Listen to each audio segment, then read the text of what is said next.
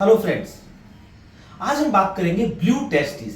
मतलब आपके टेस्टिस में सडनली कभी कभी पेन स्टार्ट हो जाता है, जिसे कि हम ब्लू टेस्टिस कहते हैं। उसके बारे में डिटेल में बात करते हैं। ये यूजुअली अनमेरिड लोगों में पाया जाता है। मैं doctor Mukesh Kumar Vijay, senior consultant urologist and andrologist in Kolkata. आज ब्लू टेस्टिस के बारे में बात करते हैं।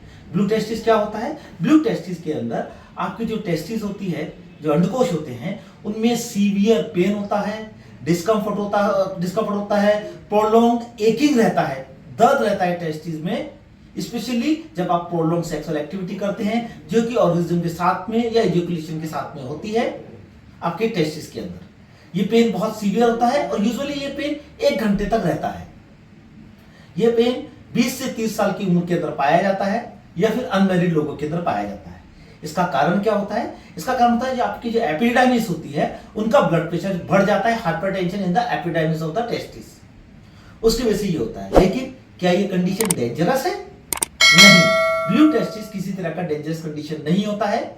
लेकिन इसके जो दर्द है उसके और कुछ भी कारण हो सकते हैं जो कि डेंजरस हो सकते हैं, जैसे कि टॉर्जन ऑफ टेस्टिस। आपका टेस्टिस है अपनी जगह पे घूम जाता है, ये टेस्टिस अपनी जगह से घूम जाता है तो उसकी ब्लड सप्लाई बंद हो जाती है और टेस्टिस खराब हो सकता है। ये एक सर्जिकल इमरजेंसी है। ऐसे में आपको तुरंत डॉक्टर से कांटेक्ट करना चाहिए और 6 घंटे के अंदर इसका ऑपरेशन कराना चाहिए, ताकि जो घुरी हुई टेस्टिस है उसको वापस सीधा करके टेस्टिस को बचाया जा सके। उसके अलावा प्रोस्टेटाइटिस में भी आपका टेस्टिस में पेन हो सकता है, या फिर वेरिकोसिल की वजह से भी ये दर्द हो सकता है। अब इसको डायग्नोसिस कैसे करते हैं? डायग्नोसिस करने के लिए हम एक अल्ट्रासोनोग्राफी ऑफ द स्क्रोटम करवाते हैं और सीमेन कल्चर की रिपोर्ट करवाते हैं।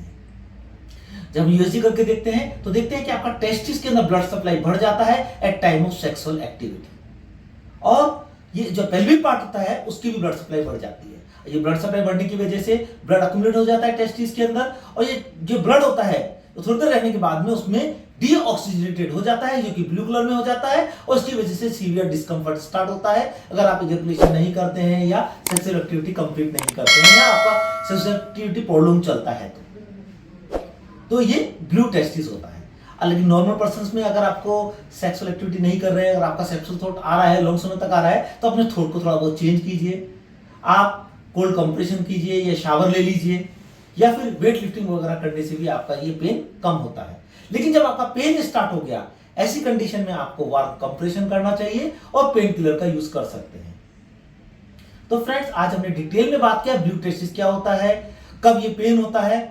तो अगर ऐसा होता है तो तुरंत अपने नियरेस्ट डॉक्टर से कांटेक्ट करें कि इसका और कोई कारण तो नहीं है। और ब्लू टेस्टिस है तो ये यूजुअली समय के साथ में ठीक हो जाता है। आपका जब इजैकुलेशन हो जाता है, टाइम से इजैकुलेशन होता है, आप सेक्सुअल एक्टिविटी में पार्टिसिपेट करते हैं तो ये ठीक हो जाता है।